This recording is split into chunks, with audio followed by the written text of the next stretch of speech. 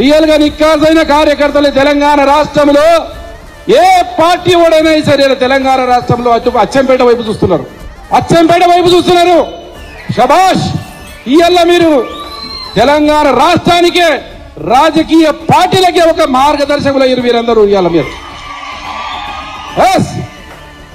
నేను అనుకున్నా, నేను అచ్చంపేటకు వచ్చిన ఏమో అందరు వెళ్ళిపోతారేమో అనుకున్నా, కానీ మాకు మీరు కాదు ముఖ్యం, ఆయన అని చెప్పేసి. అది మీ నిబద్ధతకు, మీ మంచితనానికి, మీ నిజాయితీకి రియల్గా సల్యూట్ చేస్తున్నా. ఇంకొకసారి ఏ పార్టీ నాయకుడైనా పార్టీ మారాలంటే పునరాలోచన చేస్తారు. ఇప్పుడు చేస్తారా లేదా? చేస్తారా లేదా? నేను ఒక్కనే పోతే ఎవరు రాడని చెప్పి పార్టీ మారరు. అందుకే మీరు తెలంగాణ రాష్ట్రానికి, దేశ రాజకీయాలకు మీరు మార్గదర్శకులైనరు.